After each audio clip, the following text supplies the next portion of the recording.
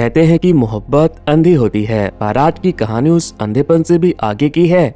ये कहानी है एक लड़की के ऐसे जुनून की जिसने पागलपन का मतलब ही बदल दिया। कहानी की शुरुआत पुराने समय से होती है, जहां हम एल्वीरा को देखते हैं, जो कि एक नोवेल को पढ़ते हुए कहीं जा रही थी। ये नोवेल कंट्री के प्रिंस ने लिखा था, जिसे एल्वीरा न जाने कितनी बार पढ़ चुकी थी। वो अपनी माँ रेबिका और बहन अल्मा के साथ अपने नए बाप ओटो के घर जा रही थी। वहाँ पहुँचते ही ओटो और उसकी पहली बीवी की बेटी एग्निस ने उन सब का स्वागत किया। फिर ओटो और रेबिका की शादी हुई। इसके बाद एग्निस एल्वीरा को अपना कमरा दिखाने के लिए ले गई, जहाँ इसाक सफाई कर रहा था। एग्निस ने एल्वीरा को इसाक से मिलवाया और उसके बारे में बताया कि ये हमारा खास नौकर है। एल्वीरा उसके बड़े से रूम को देखकर बहुत सरप्राइज हुई। फिर एग्निस ने एल्वीरा के हाथों में प्रिंस के लिखे हुए बुक को देखकर पूछा कि क्या तुम मुझसे पसंद करती हो। एल्वीरा ने कहा, मैं उससे शादी करना चाहती हूँ। अब रात को सभी डिनर कर रहे थे। ओटो हंसी मजाक कर रहा था और इसी बीच हंसते हंसते उसके मुंह से खून आता है, सांसें रुक जाती है और वो बूढ़ा हनीमून मनाने से पहले ही मर जाता है। लेकिन उसके मरने के बाद रेबिका उसका अंतिम संस्कार नहीं करवाती। ओटो की मौत से एग्निस बहुत दुखी होती है। एल्वीरा उसे सांत्वना देने के लिए कहती है कि मैं तुम्हारे दर्द को समझ सकती हूँ, मेरे भी डैड मरे थे। लेकिन एग्निस ने कहा, तुम अपने दुख को मेरे दुख के साथ कैसे कंपेयर कर सकती हो। अगर डैड के पास पैसे होते तो आज वो तुम जैसे लोगों को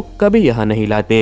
ये सुनते ही एल्वीरा चिल्लाते हुए अपनी मॉम के पास गई कि मॉम, इनके पास पैसे नहीं है। लेकिन उसकी मॉम पहले से बैंक के कुछ कर्मचारियों के साथ बैठी हुई थी। दरअसल ऑटो के ऊपर बैंक का बहुत सारा कर्ज था, जिसे रिकवर करने के लिए बैंक ऑटो की सारी जमीनों और मवेशियों को अपने कब्जे में ले रहे थे। और रिकवरी के बाद बच जाता है तो बस ऑटो का घर और कुछ चिल्लर पैसे। ये सब देख सुनकर रेबिका का तो सर ही घूम जाता है और वो चक्कर खाकर नीचे गिर जाती है। एक तो कल उसकी नई नई शादी हुई पति भी तय हो गया और ऊपर से आज उसके पति की सारी प्रॉपर्टी बैंक ने जब्त कर ली। रेबिका ने रोते हुए कहा कि अब उससे कौन शादी करेगा। एक तो वो बूढ़ी हो चुकी है, ऊपर से उसके 2 बच्चे भी हैं। एल्वीरा ने कहा कि मॉम, मैं हूँ ना, मैं शादी करूंगी। रेबिका कहती है, ओ स्वीट हार्ट, तुमसे शादी कौन करेगा, जरा अपने आप को देखो तो। एल्वीरा ने कहा, देख ना मॉम, मैं प्रिंस से शादी करूंगी। तभी राजा के महल से एक खबरी आया। उसने अनाउंस किया कि राजकुमार को राजकुमारी की तलाश है। जो भी लड़कियां कुंवारी है और राजकुमार से शादी करना चाहती है, वो अपना नाम लिखवा कर इन्विटेशन ले ले। और 4 महीने के बाद फुल मून के दिन बाल के लिए महल में पहुँचे। एग्निस और एल्वीरा दोनों ने अपना अपना नाम लिखवा कर इन्विटेशन ले लिया। एल्वीरा बहुत खुश थी। अब वो प्रिंस के साथ शादी करने के और ज्यादा सपने देखने लगी। अगले सीन में एल्वीरा की मॉम उसे एक प्लास्टिक सर्जन के पास ले गई। उसने कहा कि मैं इसे बहुत ही खूबसूरत बना दूंगा। पहले मैं इसके ब्रेसेस निकालूंगा, फिर नाक की सर्जरी करूंगा और फिर इसके आंखों में अपने हैंडमेड आईलैशेस लगाऊंगा।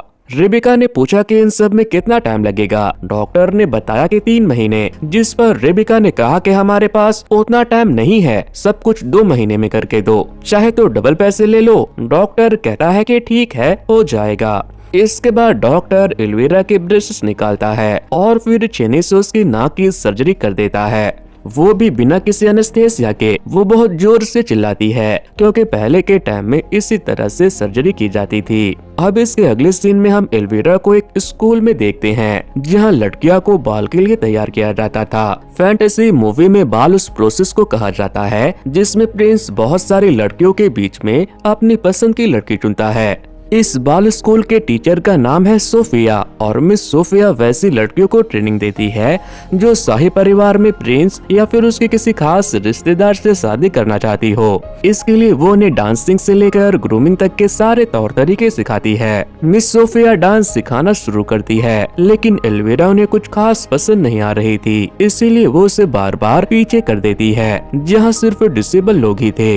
एग्निस भी डांस सीख रही थी, लेकिन वो बिल्कुल फर्स्ट रो में थी। फिर रात को डिनर के टाइम रेबिका ने एल्वीरा को सिर्फ नींबू पानी पीने को दिया और खुद मांस खाने लगी, जिससे एल्वीरा को बहुत लालच आ रहा था। तभी एग्निस ने रेबिका से पूछा कि तुम मेरे फादर का फ्यूनरल कब कराओगी। उसने कहा कि जब मेरे पास पैसे हो जाएंगे। एग्निस ने दोबारा पूछा, कब होंगे पैसे। रेबिका ने कहा, जब एल्वीरा की शादी प्रिंस से होगी। फिर एग्नेस ने गुस्से में उसे ताना देते हुए कहा कि तुम्हारे पास एल्विरा के फालतू के डॉक्टर को देने के लिए पैसे हैं, लेकिन मेरे डैड का अंतिम संस्कार करवाने के लिए पैसे नहीं। इतना कहकर वो गुस्से में वहाँ से चली गई। वो अपने डैड के बॉडी के पास गई जहाँ उनकी लाश अब सड़ गई थी। अगले दिन हमें बाल स्कूल का सीन दिखाया जाता है जहाँ सोफिया आज सभी को शाही परिवार की औरतों की तरह चलना फिरना और पंखा झलना सिखा रही थी। फिर लिस्ट आता है उन लोगों का जिन्हें सोफिया ने अपने स्कूल में सीखने के लिए सिलेक्ट कर लिया था, जिनसे उसे उम्मीदें थी। एल्विरा का भी नाम था, लेकिन एकदम लास्ट में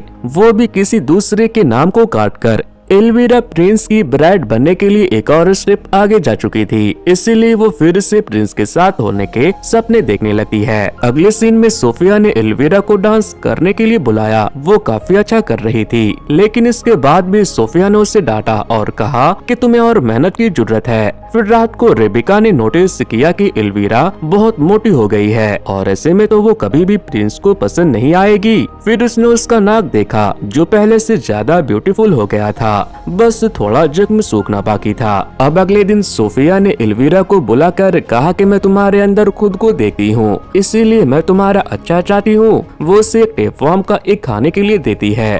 इसके बाद एल्विरा अपनी बहन अल्मा के साथ घूमने के लिए गई, जहां उसने उससे पूछा कि मैं तुम्हें एक चीज दिखाऊं, मॉम से कहोगी तो नहीं। वो उसे एक टेपवर्म का एक दिखाते हुए बताती है कि मैं इसे खाने के बाद जो भी खाऊंगी मोटी नहीं होऊंगी, क्योंकि मेरा सारा खाना ये खा जाएगा और जब मैं पतली और खूबसूरत बन जाऊंगी तो मैं इस एंटीडोट को खाकर इसे बाहर निकाल दूंगी। अल्मा ने उस टेपवर्म को देखकर कहा कि तुम्हारा दिमाग खराब हो गया है क्या? अगर मॉम को पता चल गया तो मैं होती तो ये सब कभी नहीं करती। ये सब करने से अच्छा तो मैं मर ही जाती। इसके बाद अल्मा गुस्से में एल्विरा को वहीं छोड़कर खुद घोड़े से घर चली गई। एल्विरा ने उसे रुकने को कहा, लेकिन वो नहीं रुकती। लेकिन एल्विरा ने तो जैसे ठान लिया था कि वो प्रिंस से शादी करके ही रहेगी, इसीलिए उसने उस टेपवर्म को खा लिया। वहीं हम एग्नेस को देखते हैं। वो इसाक से मिलने के लिए टेबल के पास जाती है। वो उसका नौकर है, लेकिन तभी हमें पता चलता है कि वो अपने नौकर से प्यार करती है। उसने इसाक को बताया कि अब हमें ये सब बंद करना होगा, क्योंकि मैं प्रिंस से शादी करने वाली हूँ। गरीब इसाक कुछ नहीं करता और चुपचाप एग्नेस के साथ मजे करता है। इधर एल्विरा बाई चांस प्रिंस को सुसु करते हुए देख लेती है, लेकिन प्रिंस के दोस्तों ने जब देखा कि एक लड़की चोरी छुपके प्रिंस को देख रही है तो वो लोग एल्विरा को गंदे गंदे इशारा करने लगे, जिसके बाद एल्विरा वहाँ से भाग गई और दोबारा खुद को प्रिंस के साथ होने के सपने देखने लगी। लेकिन वो जब वहाँ से लौट रही थी तभी उसने तबेले में एग्नेस को नौकर के साथ संबंध बनाते हुए देख लिया, जिसके बाद वो फौरन जाकर ये बात अपनी मॉम रेबिका को बताती है। इसके बाद रेबिका ने एग्नेस को बहुत गालियां दी और उसे मारा भी। साथ ही उसने उस नौकर को भी बहुत मारा और नौकरी से निकलवा दिया। वहीं एल्विरा को ये सब करके बहुत मजा आ रहा था। वो अपनी क्रेविंग को भी कंट्रोल नहीं करती और छुप छुप कर खूब खाती है, क्योंकि उसके पेट में मौजूद कीड़ा उसे मोटा होने नहीं देगा। अब हमें 3 महीने के बाद का सीन दिखाया जाता है, जहां रेबिका एल्विरा के नाक के बैंडेज को हटाती है तो उसका नाक अब ठीक हो चुका था और वो बहुत ही खूबसूरत लग रही थी। इसके बाद रेबिका दोबारा उसे डॉक्टर के पास ले गई। डॉक्टर ने एल्विरा के नाक को चेक किया। इस बार वो उसे आईलैशेस लगाने वाले थे और ये सब वो जब भी कर रहे थे बिना अनस्थेसिया और बिना पेन किलर के कर रहे थे। उसी रात एल्विरा को बहुत तेज भूख लगती है, क्योंकि आंख पर पट्टी होने की वजह से आज वो कुछ खा नहीं पाई थी। उसे ऐसा लगने लगा था कि जैसे उसके अंदर का टेपवर्म उसे खा रहा हो, इसीलिए वो बैंडेज निकाल कर चोरी छुपे खाने के लिए चली गई, लेकिन उसे उसका छुपा हुआ खाना नहीं मिल रहा था। तभी एग्नेस वहाँ आती है और उसे खाने के लिए केक देती है। अब अगले सीन में हम रेबिका को स्कूल में देखते हैं, जहाँ वो सोफिया से कह रही थी, मैं तुम्हें डबल पैसे दूंगी, तुम मेरी बेटी को आगे लेकर आओ। जिसके बाद सोफिया उसे फ्रंट रो में ले आती है। आगे हम देखते हैं कि घर की मालकिन एग्नेस की हालत नौकर के जैसी हो गई और वहीं एल्विरा जैसे उस घर की मालकिन बन गई हो। फिर जब वो अपने बाल झाड़ रही थी तो उसका बहुत ज्यादा हेयर फॉल हो रहा था।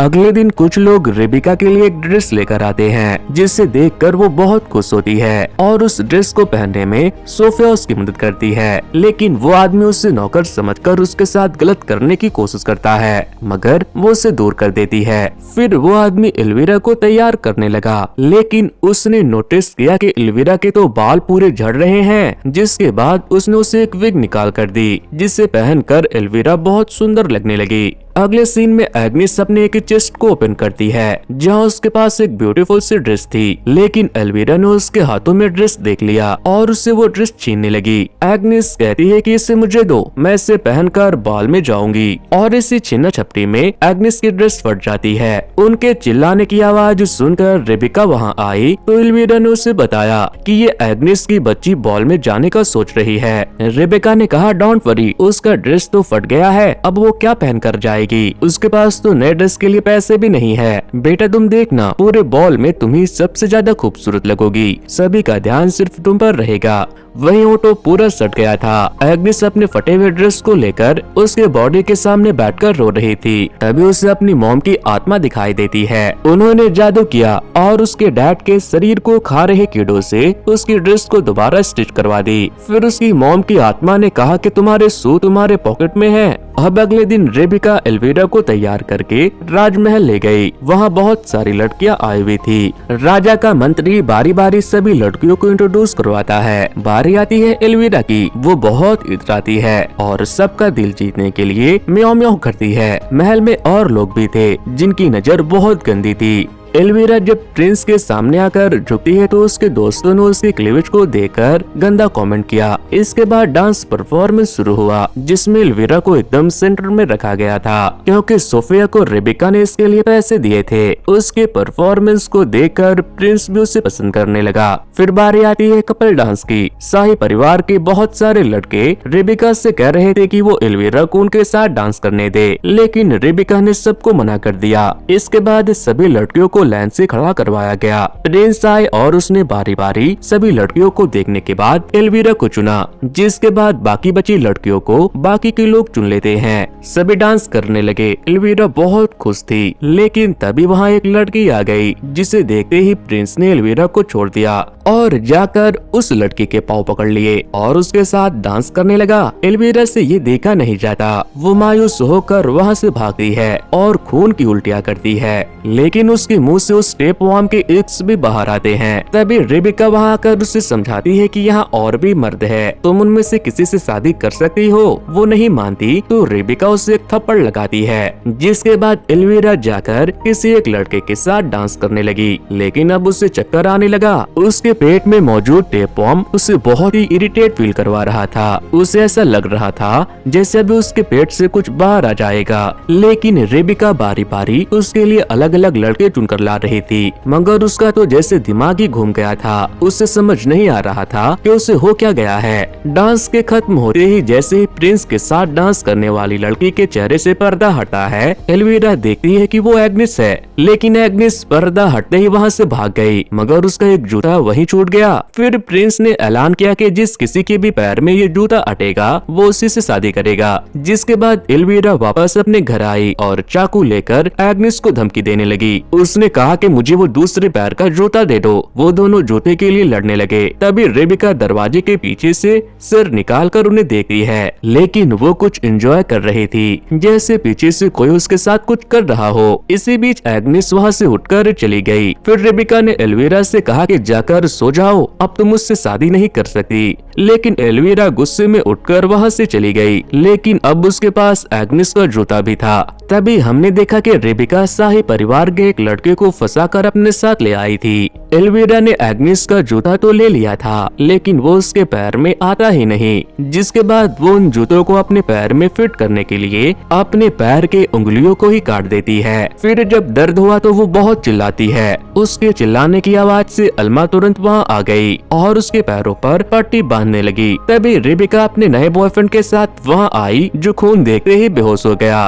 रेबिका अपनी बेटी को इस हाल में देखकर बहुत दुखी होती है फिर उसने उसका दर्द कम करने के लिए उसे एक दवाई दी। अल्मा ने पूछा कि मॉम अब हम क्या करेंगे। रेबिका कहती है बेटा तुमने गलत पैर की उंगलियां काट ली, प्रिंस के पास लेफ्ट पैर का जूता है। एल्विरा समझ गई कि क्या होने वाला है। अल्मा ने अपनी मॉम को ऐसा करने से मना किया, लेकिन रेबिका नहीं रुकती। वो छुरा उठाकर उसका दूसरा पैर भी काट देती है, जिसे देखकर लिटरली मेरा दिमाग तो खराब हो गया था। अब एल्विरा सपना देखने लगी कि प्रिंस आएगा और उसके पैर में जूता फिट करके उसे ले जाएगा। तभी अनाउंसमेंट होता है कि प्रिंस वहां आने वाले हैं, लेकिन एल्विरा के पैर से बहुत ब्लीडिंग हो रही थी। लेकिन फिर भी वो प्रिंस तक पहुंचने के लिए अपने कमरे से हाथों की बदौलत सीढ़ियों से उतरने लगी, लेकिन इस चक्कर में वो गिर गई और उसका नाक भी टूट गया और दांत भी।